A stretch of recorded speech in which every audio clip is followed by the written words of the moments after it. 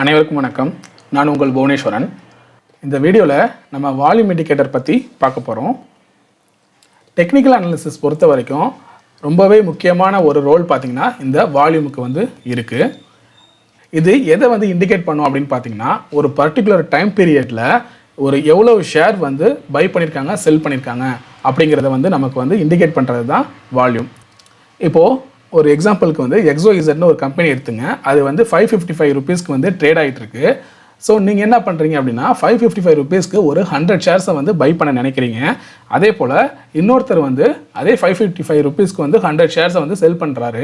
இப்போ இந்த இடத்துல என்ன ஆகுது அப்படின்னா, உங்களுக்கு அந்த ப்ரைஸும் மேட்ச் ஆகுது, குவான்டிட்டியும் மேட்ச் ஆகுது. அதாவது 555 அப்படிங்கிற அந்த ப்ரைஸும் உங்களுக்கு மேட்ச் ஆகிடுது. அதே போல் 100 ஷேர்ஸ் அப்படிங்கிற குவான்டிட்டியும் உங்களுக்கு மேட்ச் ஆகுது. அந்த இடத்துல பார்த்தீங்கன்னா உங்களுக்கு ட்ரேட் நடக்கும். ஸோ இப்போது இதோட வால்யூம் என்ன அப்படின்னு பார்த்தீங்கன்னா 100 இருக்கும். சில பேர் 100 ஷேர்ஸை பை பண்ணுறாங்க, இன்னொரு 100 ஷேர்ஸை செல் பண்ணுறாங்க. அப்படிங்கிறப்போ 100 + 100 200 தானே அப்படின்னு நினைக்கலாம். ஸோ அது அப்படி வராது. ஒரு ட்ரேடு அப்படிங்கிறது பார்த்தீங்கன்னா ஒரு பை ஒரு செல் நடக்கணும். அது ரெண்டும் சேர்ந்தால் தான் ஒரு ட்ரேடு. ஸோ 100 செல்லும் 100 பையும் நடந்திருக்கு. ஓகேவா? ஸோ அப்படி இருக்கும்போது அதை சேர்த்து பார்த்தீங்க அப்படின்னா வால்யூம்ங்கிறது 100 தான். ஸோ இந்த வால்யூம் நமக்கு எப்படி ஹெல்ப்பாக இருக்கும் அப்படின்னு பார்த்தீங்கன்னா, இது நமக்கு இந்த பேட்டர்ன், அதாவது இந்த சேட் பேட்டர்ன், இந்த கேண்டல்ஸ்டிக் பேட்டர்ன் இருக்குது பார்த்தீங்களா, அதை கன்ஃபார்ம் பண்ணுறதுக்கும், அதே போல் ட்ரெண்டை கன்ஃபார்ம் பண்ணுறதுக்கும், ட்ரெண்டு எப்படி புல்லிஷாக இருக்கா இல்லை பேரிஷாக இருக்கா அப்படிங்கிற மாதிரி ட்ரெண்டை கன்ஃபார்ம் பண்ணுறதுக்கும் நமக்கு இந்த வால்யூம் அப்படிங்கிறது யூஸ் ஆகுது. இப்போது வால்யூமை பேஸ் பண்ணி ட்ரெண்டை எப்படி நம்ம ஐடென்டிஃபை பண்ணுறது அப்படிங்கிறத இந்த ட்ரெண்ட் டேபிள் மூலியமாக நம்ம பார்க்க போகிறோம். இப்போ இந்த தெரியுது இல்லையா, இந்த டேபிளில் ஃபர்ஸ்ட் ரோ பாருங்கள். இப்போ ப்ரைஸும் இன்க்ரீஸ் ஆகுது, வால்யூமும் இன்க்ரீஸ் ஆகுது. அப்படிங்கிறப்போ மார்க்கெட் புல்லிஷாக இருக்கிறதுக்கான வாய்ப்பு இருக்குது அப்படிங்கிறத நம்ம எக்ஸ்பெக்ட் பண்ணலாம். அடுத்ததாக ரெண்டாவது ரோவில் பார்த்தீங்கன்னா ப்ரைஸ் இன்க்ரீஸ் ஆகுது, ஆனால் வால்யூம் டிக்ரீஸாக இருக்குது, குறைஞ்சிக்கிட்டு இருக்குது. அப்படிங்கும்போது ரீட்டைலர்ஸ் மட்டும் தான் பை பண்ணுறாங்க. அதனால் கொஞ்சம் கவனமாக நம்ம இருக்கணும். சரியா? மார்க்கெட் ட்ரெண்டு சரியான ட்ரெண்டை நம்மளால் புரிஞ்சிக்க முடியாது. ஸோ அதில் கவனமாக இருக்கணும். மூணாவது ரோ பார்த்தீங்கன்னா ப்ரைஸ் குறைஞ்சிக்கிட்டே டிக்ரீசஸ் ஆகுது, வால்யூம் இன்க்ரீஸ் ஆகுது. அதாவது ப்ரைஸ் குறைஞ்சிக்கிட்டே போகுது, ஆனால் வால்யூம் அதிகமாகிட்டு இருக்குது அப்படின்னா மார்க்கெட் பியரிஷாக இருக்குது அப்படிங்கிறது அர்த்தம். அதே போல் நாலாவது ரோ பாருங்கள், ப்ரைஸும் டிக்ரீஸ் ஆகுது, வால்யூமும் டிக்ரீஸ் ஆகுது அப்படின்னா மார்க்கெட்டோட ட்ரெண்டை நம்ம இப்போ சரியாக எடுத்துக்க முடியாது. வெறும் ரீட்டைலர்ஸ் மட்டும் தான் செல் பண்ணிக்கிட்டு இருக்காங்க, கொஞ்சம் கவனமாக இருக்கணும் அப்படின்னு அர்த்தம். சரி, இதில் ப்ரைஸ் இன்க்ரீஸ் ஆகுது அப்படிங்கிறத நம்ம ஒரு ரெஃபரன்ஸ் சொல்ல முடியும். எப்படின்னா, இப்போ ப்ரைஸ் 100, 101, 102 அப்படின்னு மேலே போயிட்டே இருக்குது அப்படின்னா ப்ரைஸ் இன்க்ரீஸ் ஆகுது அப்படின்னு சொல்லலாம். அதே போல் ப்ரைஸ் 100லேருந்து 99, 98 போயிட்டு இருக்குது அப்படின்னா டிக்ரீஸ் ஆகுது அப்படின்னு சொல்லலாம். ஆனால் இந்த வால்யூம் இன்க்ரீசஸ் டிக்ரீசஸை நம்ம எப்படி ஐடென்டிஃபை பண்ணுறது, எப்படி அதை ரெஃபர் பண்ணுறது அப்படின்னா, அதுக்கு பொதுவாக ட்ரேடர்ஸ் என்ன பயன்படுத்துவாங்க அப்படின்னு பார்த்தீங்கன்னா, இப்போ வால்யூம் இன்க்ரீஸ் ஆகுது, அதாவது ஹை வால்யூம் இருக்குது அப்படின்னா என்ன அர்த்தம் அப்படின்னா, current volume is greater then last 10 average volume. அதாவது கரண்ட்டான ஒரு வால்யூம் இருக்குது பார்த்தீங்களா, அது லாஸ்ட்டில் அதுக்கு முன்னாடி இருந்த 10 வால்யூமோட ஆவரேஜ் வால்யூமை விட அது கூட இருந்துச்சு அப்படின்னா அது வால்யூம் ஹை வால்யூம், அதாவது வால்யூம் இன்க்ரீஸ் ஆகிருக்கு அப்படின்னு சொல்லலாம். அதே போல் டிக்ரீசஸ் வால்யூம் இல்லை லோ வால்யூம் அப்படின்னு என்னென்னா, கரண்ட் வால்யூம் இப்போ இருக்கிற வால்யூம் லாஸ்ட் 10 வால்யூம் இருக்கு இல்லையா, அதோட ஆவரேஜை விட கம்மியாக இருந்துச்சு அப்படின்னா வால்யூம் குறைஞ்சிக்கிட்டு இருக்குது, டிக்ரீஸஸாக இருக்குது அப்படின்னு சொல்லலாம். அதே போல் ஆவரேஜ் வால்யூம் அப்படின்னா கரண்ட் வால்யூம் லாஸ்ட் 10 ஆவரேஜ் வால்யூமோட ஈக்குவலாக இருக்குது அப்படின்னா அது ஆவரேஜ் வால்யூம். ஸோ இதை உங்களுக்கு சார்ட்டில் காமிக்கிறேன், உங்களுக்கு நல்லாவே புரியும் பாருங்கள். இப்போ நம்ம ட்ரேடிங் வியூ சார்ட்டில் இருக்கோம். இப்போ நான் பேங்க் நிஃப்டியோட ஃபியூச்சர் எடுத்திருக்கேன். ஸோ இந்த வால்யூம் பார்க்குறதுக்கு முன்னாடி ஒரு முக்கியமான விஷயத்தை நான் சொல்லிடுறேன். நம்ம ஆல்ரெடி ஸ்பாட் சார்ட் பார்க்கணுமா இல்லை ஃபியூச்சர் சார்ட் பார்க்கணுமா, அதாவது இண்டெக்ஸில் ட்ரேட் பண்ணுறப்போ நம்ம ஸ்பாட் சார்ட் பார்க்கணுமா இல்லை ஃபியூச்சர் சார்ட் பார்க்கணுமா அப்படின்னு ஒரு வீடியோ போட்டிருப்போம். நான் அதோட லிங்க்கை டிஸ்கிரிப்ஷனில் கொடுக்குறேன், போய் செக் பண்ணி பாருங்கள். இருந்தாலும் நான் உங்களுக்கு இந்த கிளாரிஃபை பண்ணிடுறேன். நீங்கள் இண்டெக்ஸில் ஆப்ஷன்ஸ் ட்ரேடிங் பண்ணுறீங்க, ஓகேவா, அதுவும் வால்யூமை பேஸ் பண்ணி ட்ரேட் பண்ணுறீங்க. நல்லா புரிஞ்சுக்கோங்க, வால்யூம் இண்டிகேட்டரை பேஸ் பண்ணி நீங்கள் ட்ரேட் பண்ணுறவங்களா இருந்தீங்க அப்படின்னா நீங்கள் இண்டெக்ஸில் ட்ரேட் பண்ணுறப்போ நீங்கள் என்ன பண்ணணும் அப்படின்னா, இதை அனலைஸ் பண்ணுறப்போ நீங்கள் ஃபியூச்சர் சார்ட்டை தான் பார்க்கணும். அதாவது பேங்க் நிஃப்டி, ஃபின் நிஃப்டி, ஓகேவா, மூணுத்துக்கும் ஃபியூச்சர் சார்ட் தான் நீங்கள் பார்க்கணும். ஏன் அப்படி சொல்கிறேன்னா, ஸ்பாட் சார்ட் பார்த்தீங்கன்னா நீங்கள் ஸ்ட்ரைக் ப்ரைஸை சூஸ் பண்ணுறதுக்கு செலக்ட் பண்ணிக்கலாம். ஓகேவா, ஸ்பாட் சார்ட்டில் அந்த லெவல் எப்படி இருக்குன்னு வேணால் பார்த்துட்டு ஸ்ட்ரைக் ப்ரைஸை சூஸ் பண்ணிக்கலாம். ஆனால் நீங்கள் அனலைஸ் பண்ணும்போது உங்களுக்கு கரெக்டான அந்த வால்யூம் பார்த்தீங்கன்னா ஃபியூச்சர் சார்ட்டில் தான் தெரியும். நல்லா இப்போ நான் அந்த வால்யூமை ஆட் பண்ணுறேன் இண்டிகேட்டர். இப்போ பாருங்கள், இண்டிகேட்டரில் போய்ட்டு வால்யூம்னு டைப் பண்ணிங்கன்னா வந்துடும். நான் இங்கே ஆல்ரெடி வச்சுருக்கேன். ஸோ இந்த வால்யூம் இண்டிகேட்டரை கொடுத்துட்றேன். ஓகேவா? இப்போ பாருங்கள், பேங்க் நிஃப்டியோட ஃபியூச்சர் சார்ட்டோட வால்யூமை பாருங்கள், இதுவே ஸ்பாட் சார்ட்டோட வால்யூமை பாருங்கள். இதில் உங்களுக்கு சின்ன சின்ன டிஃப்ரென்ஸ் இருக்கும். இதே நீங்கள் நிஃப்டியில் பார்த்தீங்கன்னா உங்களுக்கு நல்லா கரெக்டாக தெரியும். நிஃப்டியில் பாருங்கள் எப்படி ஈக்குவலாக ஒரே அளவில் ஈக்குவலாக இருக்குது. இதே நிஃப்டியோட ஃபியூச்சரை பார்த்தீங்கன்னா கரெக்டாக அந்த வால்யூமுக்கு தகுந்த மாதிரி கீழே இருக்கிற, அதாவது இந்த ப்ரைஸ் மூவ்மெண்ட்டுக்கு தகுந்த மாதிரி வால்யூம் மேலே ஏறி இறங்கியிருக்கிறத கரெக்டாக பார்க்கலாம். ஓகேவா? நீங்கள் எப்போதுமே இண்டெக்ஸில் ட்ரேட் பண்ணுறவங்களா இருந்தீங்க, அதுவும் வால்யூமை பேஸ் பண்ணி ட்ரேட் பண்ணுறவங்களா இருந்தீங்க அப்படின்னா நீங்கள் ஃபியூச்சர் சார்ட்டை வந்து யூஸ் பண்ணுங்கள். எதுக்காக அப்படின்னா அனலைஸ் பண்ணுறதுக்காக, வால்யூம் கரெக்டாக ஏறி இருக்கா இறங்கியிருக்கான்னு கரெக்ட் அனலைஸ் பண்ணுற அந்த பர்பஸ்க்காக மட்டும் நீங்கள் ஃபியூச்சர் சார்ட்டை தான் பார்க்கணும். ஆனால் நீங்கள் ஸ்ட்ரைக் ப்ரைஸ் சூஸ் பண்ணுறதுக்கு வந்து நீங்கள் ஸ்பாட் சார்ட்டை பார்க்கணும். ஓகேவா? ஸோ நீங்கள் பிகினராக இருக்கும் பட்சத்தில் உங்களுக்கு வந்து இது ஒரு சின்ன குழப்பமாக இருக்கலாம். நீங்கள் அடுத்தடுத்த ஸ்டெப் போக போக உங்களுக்கு வந்து புரிஞ்சிடும். ஓகேவா? நீங்கள் ஸ்ட்ரைக் ப்ரைஸை சூஸ் பண்ணுறதுக்கு வந்து ஸ்பாட் சார்ட்டை பார்க்கணும். அதே நேரம் அனலைஸ் பண்ணுறதுக்கு நீங்கள் வந்து ஃபியூச்சர் சார்ட்டை தான் பார்க்கணும். ஓகேவா? இது வந்து இண்டெக்ஸில் மட்டும், அதாவது நிஃப்டி பேங்க் நிஃப்டிங்கிற மாதிரி இண்டெக்ஸில் மட்டும், அதுவும் நீங்கள் வால்யூமை பேஸ் பண்ணி ட்ரேட் பண்ணுறப்போ மட்டும். ஓகேவா? ஸோ இப்போ நம்ம வீடியோக்குள்ளே வரலாம். இப்போ இந்த வால்யூம் இண்டிகேட்டரை வந்து நான் ஆட் பண்ணிட்டேன். ஓகேவா? இந்த இடத்துல வால்யூம் வந்து உங்களுக்கு தெரியுது இல்லையா? ஸோ இப்போ நிஃப்டியோட அந்த நான் 1 hour டைம் ஃப்ரேம் வச்சுருக்கேன். இப்போ நீங்கள் வந்து ஒரு ட்ரேடராக இருக்கீங்க. ஓகேவா? ஆப்ஷன்ஸ் ட்ரேடராக இருக்கீங்க அப்படிங்கிற பட்சத்தில் இப்போ என்ன பண்ணுறோம், நம்ம வால்யூம் இண்டிகேட்டரை வந்து இதில் அப்ளை பண்ணிட்டோம். இப்போ நான் சொன்னேன் இல்லையா, லாஸ்ட் 10, ஓகேவா, லாஸ்ட் 10 அந்த வால்யூமோட ஆவரேஜ், அதை வந்து இதில் எப்படி ஆட் பண்ணுறது அப்படின்னா, செட்டிங்ஸில் போயிட்டு இந்த எம்ஏ இருக்குது பார்த்தீங்களா, எம்ஏ லென்த்துன்னு, அதை வந்து 10 மாற்றிக்கோங்க. ஏன்னா லாஸ்ட்டு 10 அந்த வால்யூமோட ஆவரேஜ் தான் நமக்கு தேவை. அதனால் 10 மாற்றிக்கோங்க. இந்த ஸ்டைலில் போயிட்டு வால்யூம் எம்ஏ வந்து ஆன் பண்ணிக்கோங்க. ஓகேவா? Blue colour.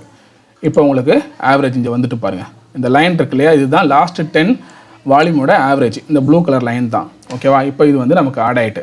ஸோ இந்த ப்ளூ கலருக்கு கீழே இருக்கிறதெல்லாம் டிக்ரீசஸ் வால்யூமு, இதுக்கு மேலே இருக்கிறதெல்லாம் பார்த்தீங்கன்னா இன்க்ரீசஸ் வால்யூம். நல்லா இப்போ கொஞ்சம் பார்த்தீங்கன்னா உங்களுக்கு புரியும், பெட்டராக காமிக்கிறேன் பாருங்கள்.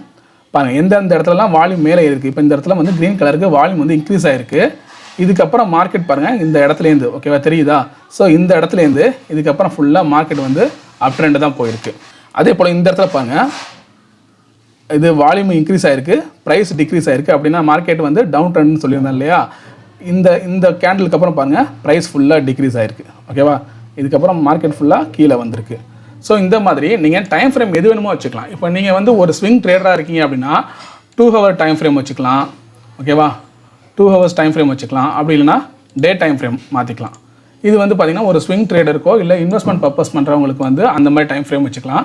இல்லை நீங்கள் ஒரு ட்ரேடராக இருக்கீங்க அப்படின்னா 1 hour டைம் ஃப்ரேமு அப்படி இல்லைன்னு வச்சுக்கோங்களேன், 30 minutes இந்த மாதிரி சூஸ் பண்ணுறீங்க அப்படின்னா நீங்கள் ஒரு ட்ரேடராக இருக்கிறப்ப, அதாவது இன்ட்ராடே ட்ரேடராக இருந்தீங்க அப்படின்னா உங்களுக்கு இது வந்து ரொம்ப பெனிஃபிட்டாக இருக்கும். ஸோ வால்யூமை பேஸ் பண்ணி ட்ரேட் பண்ணுறப்ப என்ன ஒரு முக்கியமான விஷயம் நீங்கள் பார்க்கணும் அப்படின்னா, உங்களுக்கு 3 கன்ஃபர்மேஷன் வேணும். நல்லா புரிஞ்சுக்கோங்க. வால்யூம் வந்து இன்க்ரீஸ் ஆகணும். வால்யூம் எப்போ இன்க்ரீஸ் ஆகும்? ஸோ இதுக்கு பின்னாடி இருக்கிற அந்த சீக்ரெட் என்ன அப்படின்னு பார்த்தீங்கன்னா, வால்யூம் எப்போ நமக்கு இன்க்ரீஸ் ஆகும் அப்படின்னா, மாசான டிரான்சாக்ஷன் வந்து நடக்கணும். அதாவது பெரிய குவான்டிட்டி இருக்கிற பை அண்ட் செல்லிங் வந்து நடக்கணும். அந்த பெரிய குவான்டிட்டி இருக்கிற பை அண்ட் செல்லிங் வந்து எப்போ நடக்கும் அப்படின்னு பார்த்தீங்கன்னா, ஸ்மார்ட் மணின்னு சொல்லுவோம் இல்லையா, அதாவது பெரிய பெரிய இன்ஸ்டிடியூஷனல் ட்ரேடர்ஸ் அவங்க வந்து உள்று நுழையும் போது தான் மாசான ஒரு டிரான்சாக்ஷன் வந்து நடக்கும், ட்ரேடிங் வந்து நடக்கும். இதே நம்ம ரீட்டைலர்ஸால் அவ்வளோ பெரிய மாஸ் வால்யூம் வந்து கொண்டு வர முடியாது. பெரிய பெரிய இன்ஸ்டிடியூஷன்ஸால் தான் அதை வந்து கொண்டு வர முடியும். அப்படிங்கிறப்போ அந்த டைமில் தான் நமக்கு வந்து அதிகமான வால்யூம்ங்கிறது வந்து கிடைக்கும். ஸோ அப்போ வந்து வால்யூம் வந்து ஒரு கன்ஃபார்ம் பண்ணிக்கணும். சரியா? ரெண்டாவது பேட்டர்ன், நம்ம இந்த சேட் பேட்டர்ன் சொன்னோம் இல்லையா, அந்த மாதிரி ஏதாவது ஒரு பேட்டர்ன் ஃபார்ம் ஆகுதான்னு பார்க்கணும். மூணாவது பார்த்தீங்கன்னா சப்போர்ட் அண்ட் ரெசிஸ்டன்ஸு. எப்போதுமே ஒரு கரெக்டான சப்போர்ட்டில் வந்து மார்க்கெட் வந்து ஒரு புல்லிஷ் கேண்டில் ஃபார்ம் ஆகுது. கூடவே நமக்கு வந்து வால்யூமும் இந்த இடம் மாதிரி வால்யூமும் இந்த இடத்துல வால்யூமும் நமக்கு வந்து இன்க்ரீஸ் ஆகிருக்கு. அதே நேரம் நல்ல ஒரு புல்லிஷ் கேண்டில் வந்து ஃபார்ம் ஆகிருக்கு, கீழே வந்து சப்போர்ட் இருக்குது. ஸோ இந்த மாதிரி நமக்கு ஃபார்ம் ஆகும்போது இந்த இடத்துல நம்ம வந்து லாங் போகலாம். அதாவது மார்க்கெட் இனிமேல் புல்லிஷ் தான் இருக்கும் அப்படின்னு சொல்லிட்டு இந்த கேண்டிலுக்கும் கீழே வந்து நம்ம ஸ்டாப் லாஸ் வச்சுட்டு இதுக்கப்புறம் ஒரு ட்ரேட் எடுக்கலாம். சரியா? இப்போ இந்த இடமே இது மாதிரி தான். இப்போது இதுக்கு மேலே இருக்கிற சப்போர்ட், இந்த லைன் இருக்குது இல்லையா, இந்த சப்போர்ட்டை உடச்சி இது கீழே வந்துருச்சு. அப்படிங்கிறப்ப இங்கே ஒரு ட்ரேட் எடுத்துகிட்டு இந்த லெவலில் வந்து ஸ்டாப் லாஸாக வச்சுட்டு கண்டினியூ பண்ணலாம். மார்க்கெட் திரும்ப கீழே தான் இறங்கியிருக்கு. ஒரு சின்னதாக ஒரு ப்ராஃபிட் நீங்கள் வந்து பண்ணியிருக்கலாம். ஸோ இந்த மாதிரி நீங்கள் சின்னதாக இன்ட்ராடே ட்ரேடிங்கில் ப்ராஃபிட் பண்ணுறதா இருக்கட்டும், இல்லை ஒரு ஸ்விங் ட்ரேடிங் பண்ணுறதா இருக்கட்டும், அதுக்கு தகுந்த மாதிரி நீங்கள் டைம் ஃப்ரேமையும் மாற்றிக்கணும். உங்களோட அந்த சப்போர்ட் அண்ட் ரெசிஸ்டன்ஸ் சேட் பேட்டர்னையும் நீங்கள் வந்து வச்சுக்கணும். ஓகேவா? வெறும் வால்யூமை மட்டுமே நான் பேஸ் பண்ணி மட்டுமே ட்ரேட் பண்ணுவேன் அப்படின்னு இதில் சொல்ல முடியாது. வால்யூமும் இதில் வந்து ஒன் ஆஃப் த ஃபேக்டர். ஓகேவா? நீங்கள் பர்ஃபெக்டாக ட்ரேட் பண்ணணும் அப்படின்னு நினச்சிங்க, ஒரு நல்ல ஒரு கரெக்டாக நான் ட்ரேட் பண்ணணும், ஒரு டிசிப்ளினாக ட்ரேட் பண்ணணும் அப்படின்னு நீங்கள் நினச்சிங்கன்னா 3 விஷயத்தை நீங்கள் ஃபாலோ பண்ணணும். ஒன்று, உங்களுக்கு வால்யூம் கன்ஃபர்மேஷன் வேணும். ரெண்டாவது, ஒரு பேட்டர்ன் ஃபார்ம் ஆகணும். ஓகேவா, நல்ல ஒரு பேட்டர்ன் வந்து ஃபார்ம் ஆகணும். ஒரு எங்கல்ஃபிங் சப்போர்ட்டில் வந்து ஒரு எங்கல்ஃபிங் மாதிரியோ, இங்கே தெரியுது பார்த்தீங்களா, இந்த மாதிரி ஏதாவது ஒரு எங்கல்ஃபிங் தெரியணும்.